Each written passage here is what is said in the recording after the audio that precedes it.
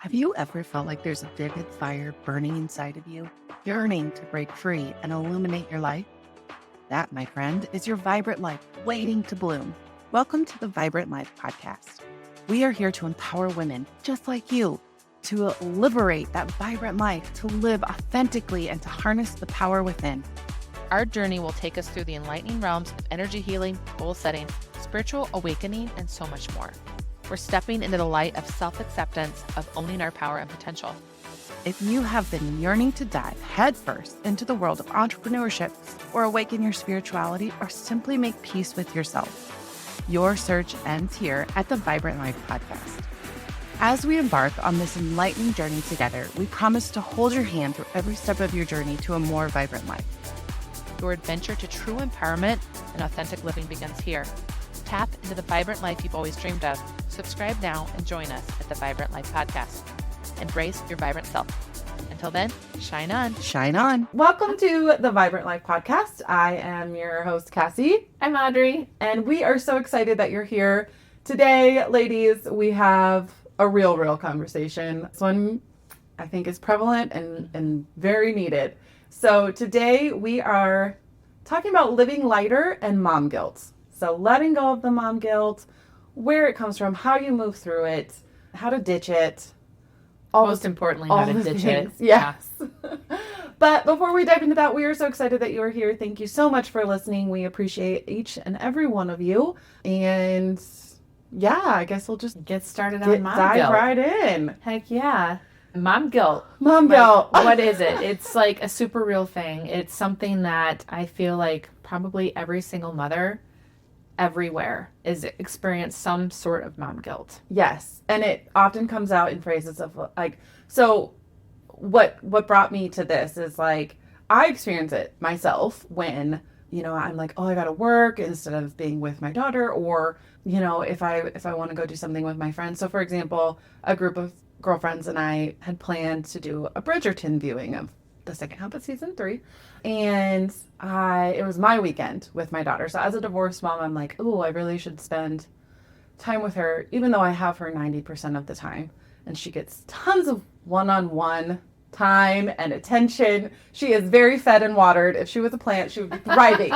She's a kid and she's still thriving. She's a kid and she's still thriving. But the mom guilt was real because I was like, oh, should I get a babysitter for that? Like, it would be an automatic yes if it wasn't my weekend. But the mom guilt kicked in and I had to sit through it. So what I mean by that is I had to really examine it and say, where is this coming from? Am I using this to mask my social anxiety? Am I, what is this? And then thinking through like, how is it really going to impact her if she goes to a babysitter for 4 hours and I go have fun? Like, it sounds like a win-win for me because she gets 4 hours with somebody she's probably enjoys. Well, and she ended up going to a friend's house and she's been asking to go back every day. Yeah. So that's the thing. I think we talk ourselves into circles and we put so much on ourselves when really it's not our kids putting mom guilt on us. It's us. It's us. I mean, some of that is society as well. Well, true. Right? The expectations of what a mom needs to do, but then also, it is. It's self-imposed. Yes. Self-imposed mom guilt. I had a lot of mom guilt from the very beginning of my mothering career. So, is it a career? It is a career. I think it really is. You got to work at it. You got to show up every day. I think the studies show that moms who are home full time, like that amount of output and work that they do compared to like somebody that's working, a really big job somewhere, it's insane the amount of productivity that a mom has compared to any other job.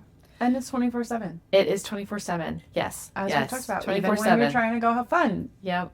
Your brain's spinning. Yes. Your brain's spinning. Coming here today, and I got a phone call that I might have a sick kid, and I was like, can she hang out there a few hours longer? I got a podcast to record. Right. She was fine when I dropped her off an hour ago.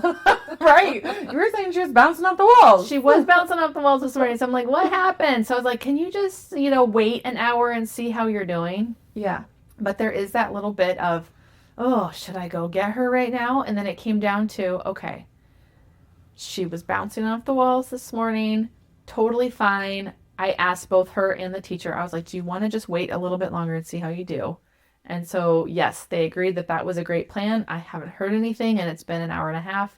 So, Yeah. let it go. Let Yeah, it go. I didn't even realize I had some this morning. There you go. Yeah, And we just worked through it. we did work through it. She's fine. She's fine. She's fine. And you're fine. And it's okay for you to say, I have something I need to do. yeah, Because going back to that societal expectation of like, do our kids really need our constant attention? yeah, no. Do they really? I mean, No. I know as they get older, they want less attention from us. But Yeah. especially in these little years, I don't know. I mean, I haven't done the research, but my No. inclination is no. They No. need attention from a village, Yep, not just us. that's just it. Building a village Yeah. is so important. They need attention from everyone else too. I do think that as I've gone on with this spiritual journey, this awakening journey, I went from having mom guilt, probably the majority of momming, to now it's like a sliver here and there. So I think I've really been able to work through a lot of that, and it was intense. Oh, Intense. Feeling so exhausted, having kids that you're like, I should take them to the park. we should go to the zoo. should. And we would make all these play dates, and the play dates were half the time exhausting. They are work for moms, They're a lot of work, especially for when they're moms. little and you're like meeting up Yeah. somewhere or at the park or like. I love this age now where it's like, just drop your kid off at my house Yeah. and they'll play and I'll read a book. Yes. I love that. Yes, that's the best kind of play date. Yes. I was just thinking of a good example. One time we were doing a play date, and the first play date was at my house where it was just a free-for-all. Go play. Moms will talk. That's great. Yeah. The next play date was at her house. It was very structured. They played this, and then they had like an arts and craft type thing. And then, I don't remember, then they went into something musical. It was like this very intense play date. And then she said to me, I just can't stand play dates where the kids do whatever and the moms just sit and talk. Wow. I was like, what? That's what we did at my house. Right. That was the dang. last play date. We did not see them again. Yeah. I was like, okay. But now I'm thinking about what kind of mom guilt does she have? right. To Approaching have- it with more grace. Yes, to see it from a higher perspective. What Yeah. kind of guilt does she have that she has to put on play dates like that?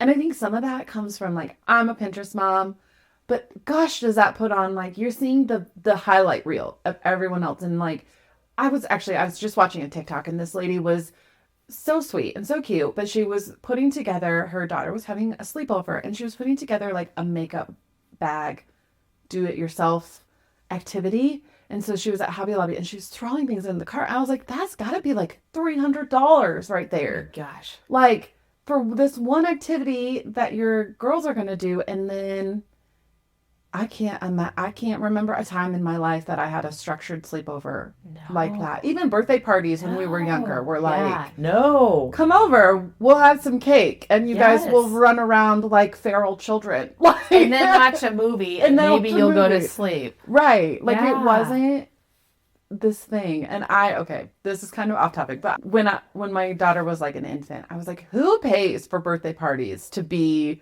at these places? And I do. I totally do. That's okay. Without shame. Like, I am all for it. I do not want 12 feral children in my house. Like, I don't want to clean for it. I don't want to, yes, take my money. How fast can I hand it to you? So, like, no shame. That's a boundary. For that. You're setting a boundary on what you're willing to experience and only what you're not. I am. And I'm like, I'm putting my, like, money is less valuable to me Yeah. than my time and energy Yeah. in that instance. No, I think that's Yeah. absolutely okay. So that was just funny that I was like, of course that like obnoxious, like people that don't have kids are all like the best parents, Yeah. They have all the opinions. Yeah, They that have was all me. the great And then ideas. I was like, oh, now I get it. Oh, now I'm going to do that. I didn't have any creativity until I had Amelia. And then her first birthday party, oh my gosh, I had my Cricut out and I had rainbow everything. There was rainbows on the wall. I had giant pictures in the shape of a one from her entire first year. I made her my cake by hand. gosh. And not only did I make her cake by hand once, but I did it twice because her first birthday party got canceled because she got sick. And so I let her do the first smash cake, and then I made the cake again a week later for everyone to come over. I did like multicolored balloons like up the stairway, and everything was just decked out. And I made her an outfit. Oh I did my that for gosh. birthdays 1, 2, 3, 4, maybe 5.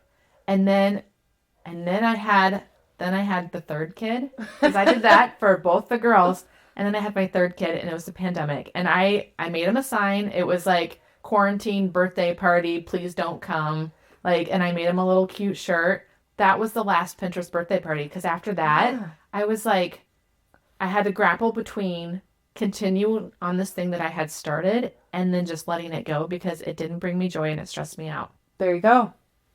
So, But did you have to fight through any mom guilt of letting that go? well, that's just it. I did. Yeah. I had to fight through that mom guilt. And it took me a while to be like, okay, it's okay if I don't continue on this thing we've started, because it's exhausting. And It's exhausting, and you're prioritizing yourself over Yeah. that. You're looking at yourself as a whole person and saying, this one event does not define who I am as a mother. And Yeah. also, motherhood does not define who you are as a whole person. no. You are Audrey in all facets. Yeah. I am Cassie in all facets. I am not just mom. Like, Yeah.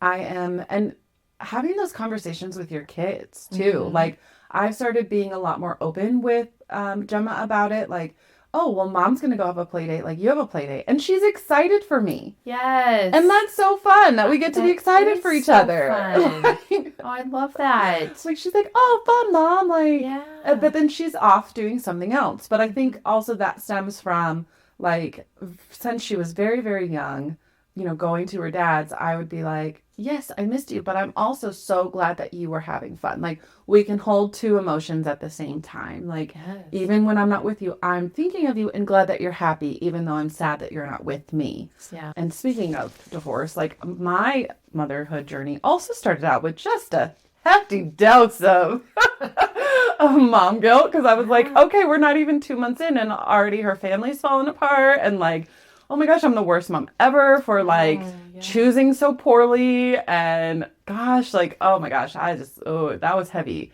But I worked through it, and now I'm to a point where I'm like, no, I know I am a much better mother and a much better human in general for having gone through my divorce, or for having chosen the path that I'm on now, and we've made the most of it.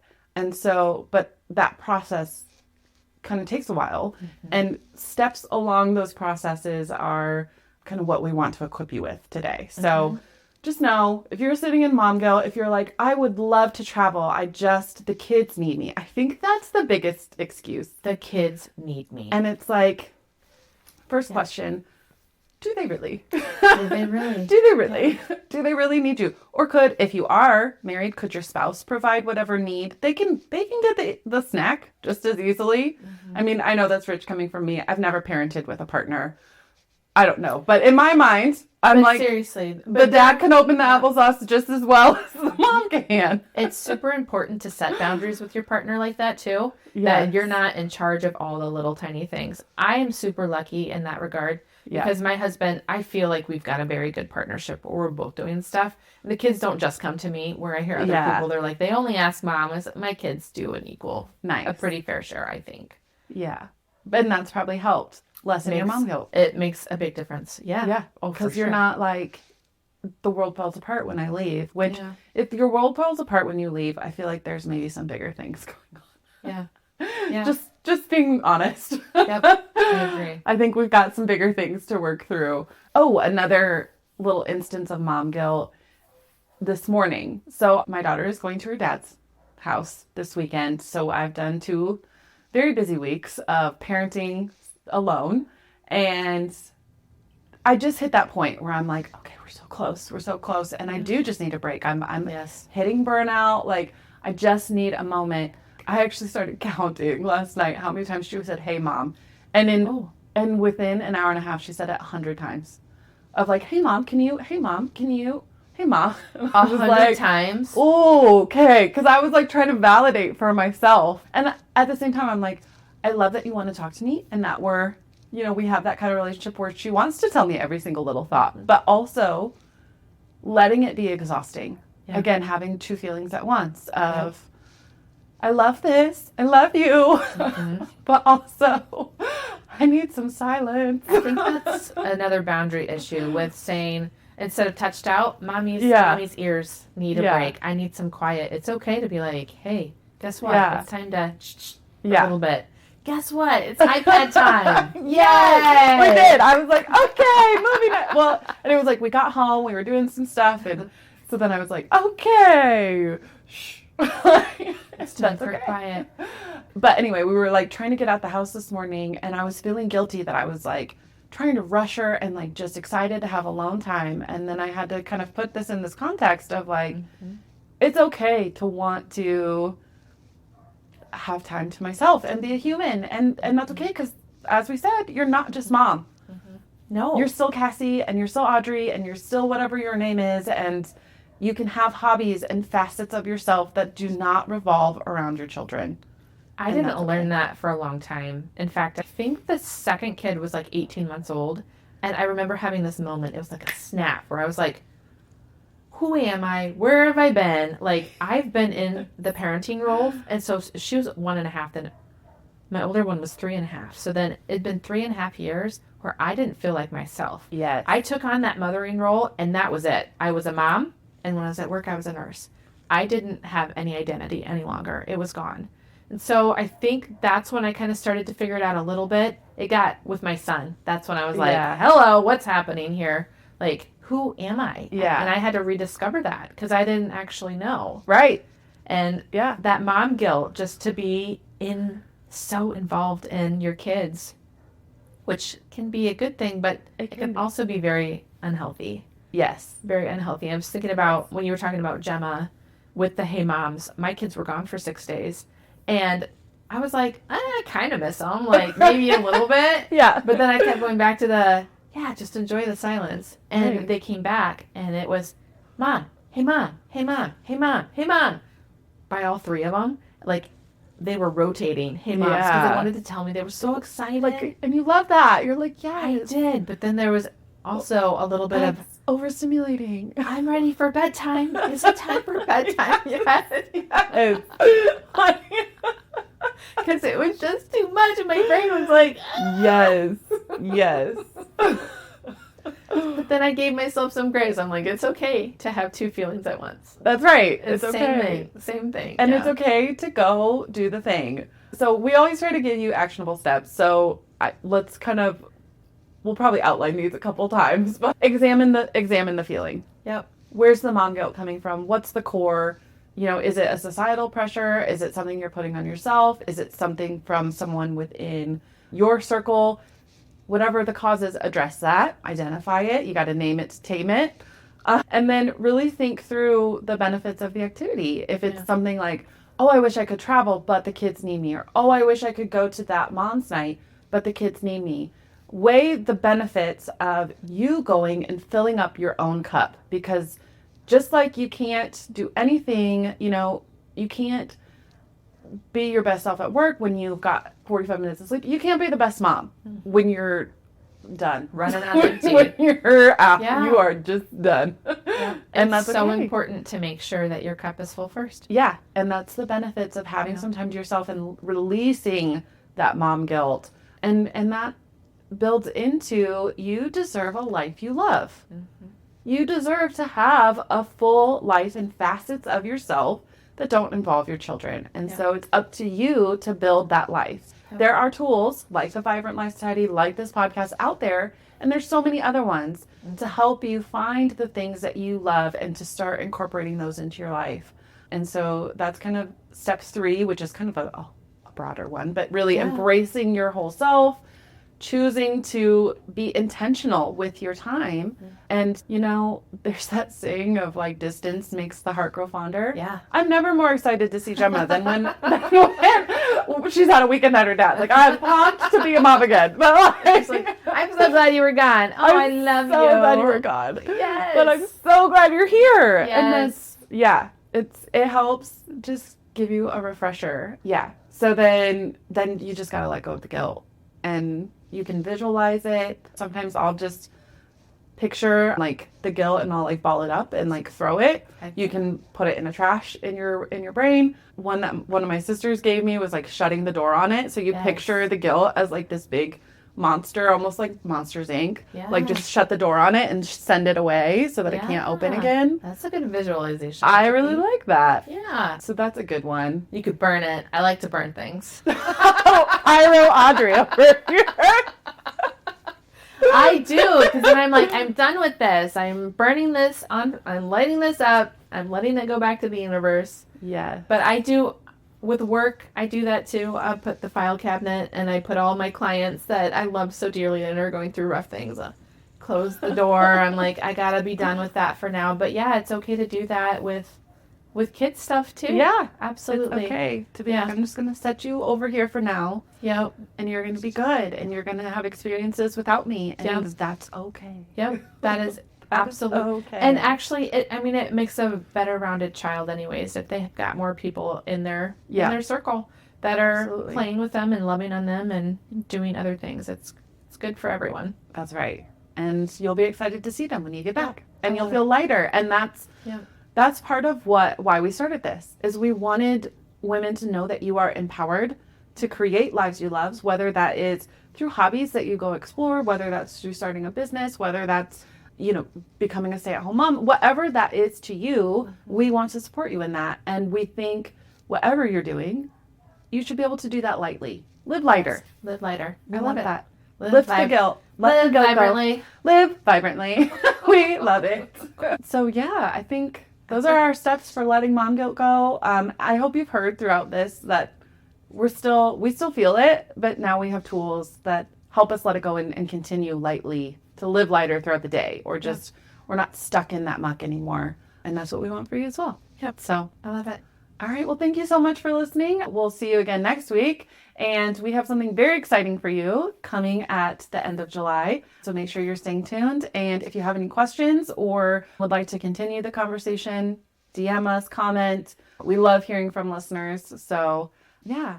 We also are accepting nominations on anyone doing something awesome. Hype Girl. I was just thinking that. I was like, we did one Hype Girl and then we had 2 episodes without. So we need some nominations. We need some nominations of someone in your life that is living vibrantly, who is making the world a brighter place around her, who is letting her light shine, whatever she's doing, whether that is just being an awesome friend, whether that is, something within the community.